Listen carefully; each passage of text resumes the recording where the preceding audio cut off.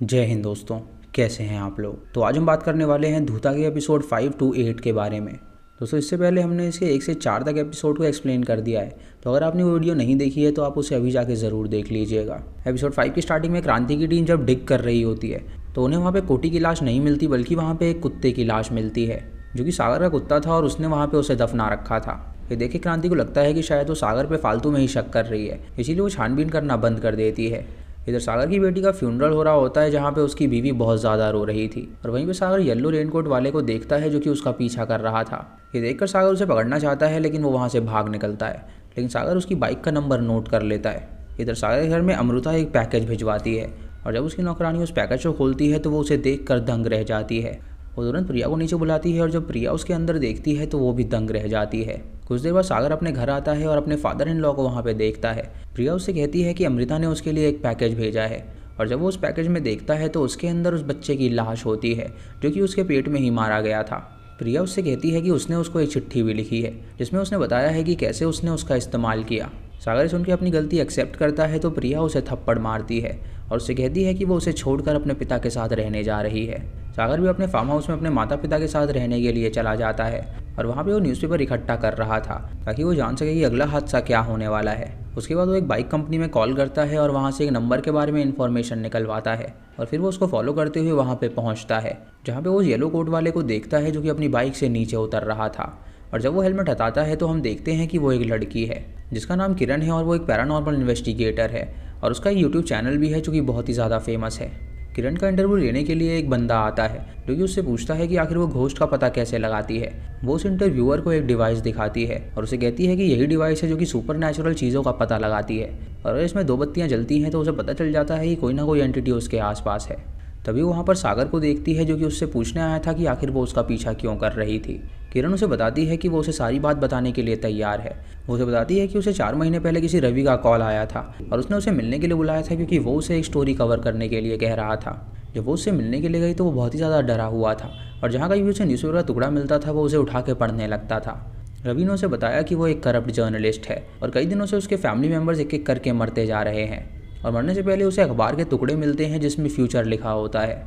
उसने एक फाइल भी बनाई थी जिसमें सारे जर्नलिस्ट के नाम लिखे हुए थे जो भी करप्ट थे और इस कारण वो मारे गए थे।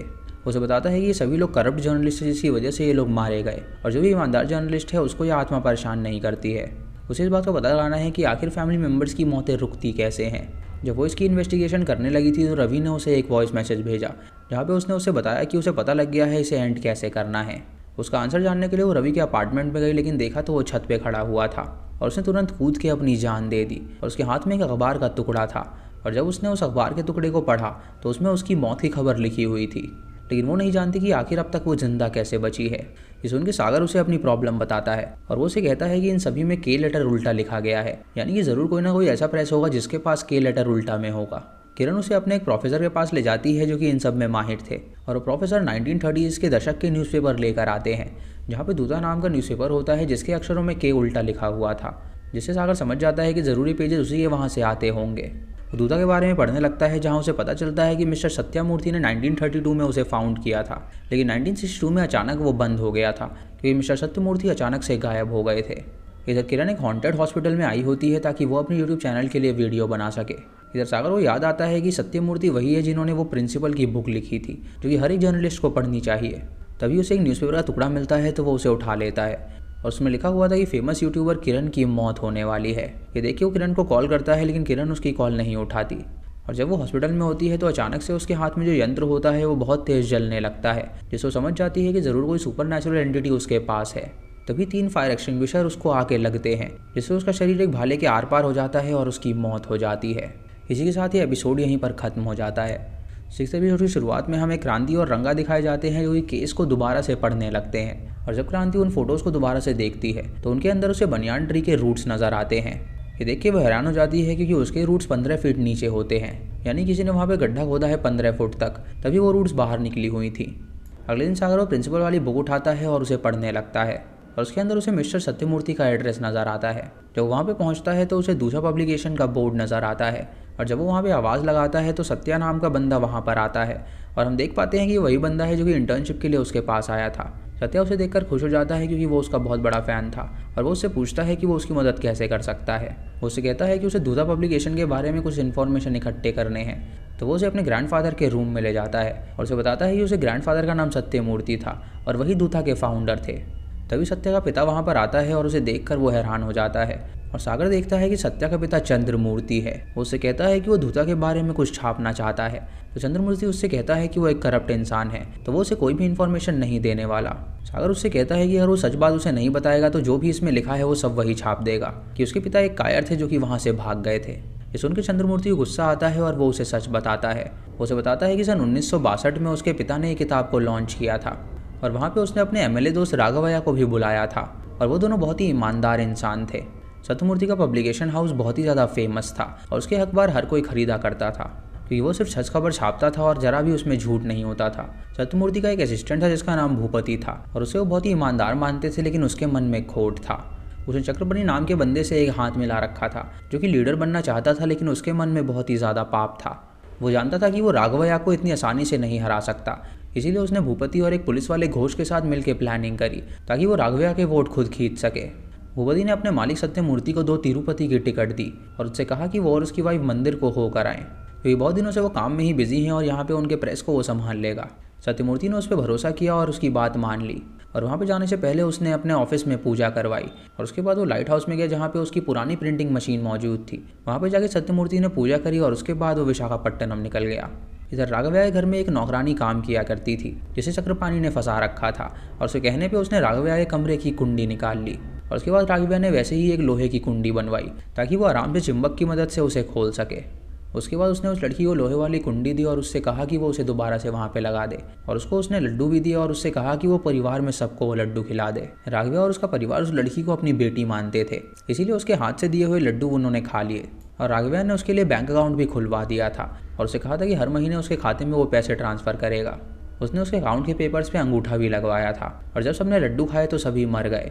वो लड़की चक्रपणी के पास आई और उसे बताया कि सबको उसने लड्डू खिला दिया है। उसके बाद चक्रपणी ने उसे भी डुबो के जान से मार डाला और एक लेटर छोड़ दिया कि उसने आत्महत्या करी है क्योंकि राघवैया ने उसके साथ ज़बरदस्ती करी है। उसके बाद वो रात को छुप के राघवैया के घर में गया जहाँ पे सभी लोग मरे हुए थे और उन सभी लोगों को उसने लटका दिया ताकि उनको लगे कि निराश होकर उन लोगों ने आत्महत्या कर ली। अगले दिन वो भूपति से मिला और उसे कहानी छापने के लिए कहा और भूपति ने ठीक वही किया जिसकी वजह से लोग ये सच मानने लगे और उन्होंने ठान लिया कि अब वो चक्रपणी को जिताएंगे। वो जो पुलिस वाला घोष था उसने भी उसका बहुत साथ दिया और वो तीनों मिलकर अब खुशियाँ मना रहे थे। जब सत्यमूर्ति अपने वाइफ और बेटे के साथ वापस आए तो उन्हें एक खबर मिली जिससे वो हैरान हो गए और उसे पूरा यकीन था कि राघवैया ऐसा बिल्कुल नहीं कर सकता और ज़रूर इसके पीछे कोई ना कोई साजिश है। वो भूपति के पास गया और उसे पता चला कि उन सब की ये प्लानिंग थी और उसने अपनी वाइफ को भी ये सब बता दिया, लेकिन भूपति को पता चल गया कि उसने उनकी बात सुन ली है, इसीलिए वो तीनों लाइट हाउस में गए और मिलकर उन्हें जान से मार डाला। और जब सत्यमूर्ति मरे थे तो वो उस प्रिंटिंग मशीन के ऊपर ही मरे थे, जिससे उनकी आत्मा उस प्रिंटिंग मशीन में चली गई और उन्होंने शपथ लिया कि जो भी जर्नलिस्ट झूठ का साथ देगा वो उन्हें जान से मार डालेंगे। तब से ही उनकी आत्मा भटक रही है और जो भी जर्नलिस्ट करप्ट होता है वो उन्हें जान से मार डालते हैं। सागर इस कहानी जानकर समझ जाता है कि अब उसे क्या करना है। सागर जब वहाँ से जा रहा होता है तो सत्या वहाँ पे आके उससे पूछता है क्या वो इंटर्नशिप के लिए आ सकता है, तो सागर उससे कहता है कि वो वहाँ बिल्कुल आ सकता है। सागर उसे अपना पेन भी देता है और जब सत्या के पिता उस पेन को देखते हैं तो वो उसे उसके दादा का पेन दिखाते हैं और उसे बताते हैं कि उसके दादा एकदम ईमानदार जर्नलिस्ट थे और जिस जर्नलिस्ट का पेन वो लेकर बैठा है वो करप्ट है, उसे किस रास्ते जाना है वो चूज़ कर ले। सत्या उससे कहता है कि अगर वो ईमानदारी के रास्ते पे चलेगा तो वो पैसा नहीं कमा पाएगा, इसीलिए वो सागर का पेन उठा लेता है और वहाँ से चला जाता है। इधर सागर उस लाइट हाउस में जाता है जहाँ वो उस प्रिंटिंग मशीन को देखता है और वहाँ पे उसे वो लेटर मिल जाता है जिसमें के उल्टा था और समझ जाता है कि यही मशीन वो सब प्रिंट कर रही है। तभी वहाँ पे उसे एक और टुकड़ा मिलता है जिसमें आर्टिकल लिखा होता है कि उसकी बीवी की मौत हो गई है और उसे मारने वाले की फ़ोटो भी उसमें लगी हुई होती है। उसमें कल की डेट लिखी हुई थी जिससे वो डर जाता है और उसे पता चल जाता है कि उसके पास 1 दिन का टाइम है उसे बचाने के लिए। इधर क्रांति अपनी टीम के साथ दोबारा से उस गड्ढे को खुदवाती है और उस कुत्ते की लाश के नीचे उसे कोटी की लाश मिलती है, जिससे उन्हें लगता है कि शायद सागर ने ही उसे मारा है। इधर अजय घोष से मिलने के लिए कोटी की बीवी आती है जो कि उससे पूछती है कि उसका पति कहाँ पर है। अजय घोष उसकी सुंदरता देखकर उस पर फिदा हो जाता है और वो उसे अपने घर के अंदर बुलाता है और उससे कहता है कि वो उसके पति को छुड़ा देगा, लेकिन बदले में उसे उसको खुश करना पड़ेगा। वो उसकी बात को मान लेती है और उसे खुश करने के लिए तैयार हो जाती है। रात को क्रांति के घर में सागर आता है और वो उसे सारी बात बताता है और वो उसे वो आर्टिकल्स दिखाता है और उससे कहता है कि ये सभी सच हो रहा है और उसने किसी को नहीं मारा है बल्कि इन आर्टिकल्स की वजह से वो सब मरे हैं। क्रांति जब उन सबको जोड़ती है तो वो एक पन्ना बन जाता है और उसके अंदर एक और आर्टिकल विजिबल होता है। वो आर्टिकल जब वो पढ़ते हैं तो उसमें अजय घोष की मौत के बारे में लिखा था कि उस पर किसी ने 5 गोलियां चलाई हैं, जिसमें से 4 गोलियां उसके शरीर में लगी हैं, लेकिन 1 गोली दीवार में लगी है। तभी क्रांति को रंगा का कॉल आता है जो कि उसे बताता है कि अजय घोष मारा गया है। और क्रांति जब उससे पैटर्न पूछती है तो वही सेम पैटर्न निकलता है, जिससे क्रांति समझ जाती है कि सच में पेपर फ्यूचर बता रहा है। फिर हमें दिखाया जाता है कि अजय घोष को किसने मारा। दरअसल उसकी बीवी जब उसके पास जा रही होती है तो उसे वहाँ पे उसके पति का सोने का दांत दिख जाता है, जिससे वो समझ जाती है कि शायद उसने उसे मार डाला होगा। इसीलिए उसने गन निकाली और अजय घोष को शूट करके जान से मार डाला। इधर सागर क्रांति को लेकर प्रिया के पापा के घर के बाहर जाता है, जहाँ के प्रिया का पापा उससे कहता है कि वो यहाँ से चला जाए, लेकिन सागर उससे कहता है कि प्रिया और उसके बच्चे की जान खतरे में है, इसीलिए वो उसे यहाँ पे बचाने के लिए आया है। वो लोग उसकी बात सुनते हैं, लेकिन उन्हें उसकी बात पे ज़रा भी यकीन नहीं होता। वो प्रिया को वो आर्टिकल देता है और उससे कहता है कि वो उस आदमी की शक्ल देखे, अगर उसे कुछ भी याद आए तो वो उसे कॉल करके बताए। प्रिया जब उस आर्टिकल में उस बंदे की फ़ोटो देखती है तो उसके पीछे एक वास होता है जो कि सेम उसके घर जैसा ही था, और ये देखकर वो हैरान हो जाती है कि आखिर ये सच कैसे हो सकता है। वो अपने पिता से कहती है कि वो पूरे दिन कमरे में ही रहने वाली है, क्योंकि उसे लगता है कि शायद ये बात सच हो सकती है। इधर सागर जब अपने घर में होता है तो उसे पता चल जाता है कि वो इस सब को कैसे रोक सकता है। उसे एक पैटर्न मिलता है कि अगर जर्नलिस्ट अपने आप को मार ले तो ये सब रुक जाता है। इसीलिए अपनी बीवी और बच्चे को बचाने के लिए वो स्लीपिंग पिल्स खाने वाला था। उससे पहले वो क्रांति को वॉइस मैसेज भेज के बता देता है कि वो अपने आप को जान से मार रहा है। और जब वो अपनी वाइफ प्रिया को मैसेज कर रहा होता है तो अचानक उसका फ़ोन बंद हो जाता है। वो उन पिल्स को खा लेता है और उसके बाद चार्जर लेने के लिए जाता है, लेकिन तभी प्रिया के कबर्ड से उसकी फाइल्स नीचे गिर जाती हैं और वो देखता है कि प्रिया ने तो उससे भी कहीं ज़्यादा सच छुपा रखे हैं, जिससे उसे पता चलता है कि वो भी उसी की तरह एक करप्ट जर्नलिस्ट है। ये पढ़ के वो उल्टी कर देता है, जिससे उसकी जान बच जाती है। और क्रांति उससे पूछती है कि आखिर उसने अपना मूड क्यों बदल दिया, तो वो उससे कहता है कि प्रिया उससे बड़ी झूठी है, और अगर वो मरता भी है तो सत्यमूर्ति की आत्मा प्रिया के पीछे आएगी और उसका बच्चा अब भी सेफ नहीं हो पाएगा। उसके बाद वो उस लाइट हाउस में जाता है और मशीन को तोड़ने की कोशिश करता है। उस आत्मा से पूछता है कि आखिर वो उससे क्या चाहती है, तो मशीन चलने लगती है और उसके अंदर एक पन्ना प्रिंट होता है जिसमें लिखा होता है कि सिर्फ एक बदलाव से प्रोग्रेस होगा। सागर ये देखकर समझ जाता है कि अब उसे क्या करना है। इसी के साथ ये एपिसोड यहीं पर ख़त्म हो जाता है। एपिसोड 8 की स्टार्टिंग में हमें वही बंदा दिखाया जाता है जो कि प्रिया के घर में आ गया था, और वो उसे पकड़ के बुरी तरह पीटता है और उसे बताता है कि जिस अस्पताल की खबर उसने छुपाई थी उसमें उसकी बेटी की जान गई थी, इसीलिए वो यहाँ पे आया है उसे जान से मारने के लिए। तभी प्रिया की नींद खुल जाती है और वो एक सपना देख रही थी। इधर सागर की माँ जब उसके रूम में आती है तो उसे कई सारे न्यूज़पेपर दिखाई देते हैं, और वो सागर से कहती है कि वो बिल्कुल अपने दादा की तरह हो गया है। ये सुन के सागर उससे पूछता है कि वो कैसी बात कर रही है, तो वो उससे कहती है कि उसके पिता जर्नलिज्म से इतना नफरत इसीलिए करते हैं कि उसने अपने पिता को अपने सामने मरते हुए देखा है। उसके दादा का नाम भूपति वर्मा था और वो पूरी तरह पागल हो गए थे और उन्होंने आत्महत्या कर ली थी। सागर सुन के समझ जाता है कि जिस भूपति वर्मा ने सत्यमूर्ति को धोखा दिया था वो उसके दादा थे। उसके बाद वो उस कॉलेज से कॉन्वोकेशन के लिए तैयार होता है और वहाँ से चला जाता है। इधर क्रांति अपनी माँ को लेकर अपनी माँ के बचपन के घर में जाती है और हम देख पाते हैं कि वो राघवना का घर था, यानी कि क्रांति की माँ उसकी फैमिली की मेंबर थी जो कि उस दिन जिंदा बच गई थी क्योंकि उस कातिल ने उसे नहीं देखा था। वो अपनी माँ को अंदर लेकर जाती है और उसके बाद वो कुछ पुरानी फाइल्स को देखने लगती है जहाँ पे उसे कुछ सीक्रेट्स रिवील होते हैं। इधर सागर का सीईओ उसे कॉल करता है और उसे काम पे आने के लिए कहता है, तो सागर उससे कहता है कि वो इस जॉब को क्विट करना चाहता है और चंद्रमूर्ति का नाम सजेस्ट करता है ताकि वो उसे उसकी पोस्ट पे रख सके। इधर क्रांति सब सारे न्यूज़पेपर पढ़ती है तो उसे पता चलता है कि दरअसल जिस भी नौकरानी की मौत हुई थी वो पढ़ी लिखी नहीं थी, तो वो आत्महत्या का नोट कैसे लिखती, क्योंकि उसने पेपर पे थंब लगाया था जिससे साबित होता है कि वो पढ़ी लिखी नहीं थी। उसके बाद वो केस की और छानबीन करती है और उसे पता चलता है कि इस घर में जो भी लोग मारे गए थे वो आत्महत्या से नहीं बल्कि उनका मर्डर हुआ था। वो वहीं घर में बैठे बैठे उस केस को सॉल्व कर देती है। तभी वो एक फ़ोटो में भूपति वर्मा को देखती है और सागर वर्मा का नाम याद आता है और वो समझ जाती है कि ज़रूर वो उसका पोता है। उसके बाद वो रंगा को कॉल करती है और उससे पूछती है कि घोष के दादा का नाम क्या था, तो वो उसे घोष के दादा का नाम बताता है और ये सुन के वो समझ जाती है कि उस समय जो भी पुलिस वाला उसकी मदद कर रहा था वो घोष का दादा था, यानी वो सभी लोग इस केस से कनेक्टेड थे, तभी ये सब मौतें हो रही थी। वो सागर को कॉल करती है और सागर उसे सब सच बताता है और उसे कहता है कि अब वो अपने आप को सुधारने के लिए जा रहा है। तभी सागर के पास एक न्यूज़पेपर का पन्ना उड़ के आता है और वो जिस पॉलिटिशियन के साथ था वो छत्रपति का ही वंशज था जिसका साथ वो प्रेस के जरिए दे रहा था। इधर प्रिया के घर में वो कातिल आ जाता है जो कि उसके पिता को जान से मार डालता है और उसके बाद वो उसके कमरे में आके उसे बुरी तरह पीटता है। प्रिया उससे माफ़ी मांगती है उसके बच्चे को मारने के लिए, तो वो उससे कहता है कि वो किस बच्चे के बारे में बात कर रहा है। वो उसे बताता है कि वो अमृता का पति है और अमृता ने उसे बताया कि उसके पति ने कैसे उसका इस्तेमाल किया है, इसीलिए अमृता ने अपने आप को मार डाला है और उसने कहा है कि वो उसे भी जान से मार डाले, इसीलिए वो यहाँ पे आया है उसे मारने के लिए।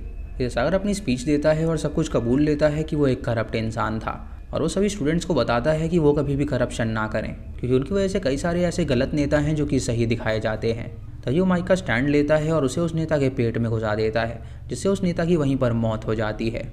जब क्रांति वहाँ पे अपनी टीम के साथ पहुँचती है तो उसे गिरफ्तार कर लिया जाता है और उस पेपर पे क्रांति लिखा हुआ देखती है कि सागर ने एक पॉलिटिशियन को बुरी तरह मार डाला। इधर प्रिया के पीछे वो बंदा पड़ा होता है जो कि उसे जान से मारने वाला होता है, लेकिन तभी सत्यमूर्ति की आत्मा उस पर करंट लगा देती है जिससे वो मर जाता है और प्रिया की जान इधर बच जाती है। अब सत्या घर आके सागर का पेन फेंक देता है और अपने दादा का पेन उठा लेता है, क्योंकि अब वो भी एक सच्चाई के रास्ते पे चलने वाला था। तभी चंद्रमूर्ति को वो सीईओ कॉल करता है और उसे कहता है कि वो उसका नया एडिटर बनने वाला है। इधर हम सत्यमूर्ति की मशीन को देखते हैं जो कि अब टूट रही थी, जिससे हम समझ पाते हैं कि अब उसकी आत्मा को शांति मिल गई है, क्योंकि उसने अपना बदला पूरा किया है और किसी एक जर्नलिस्ट को बदला है।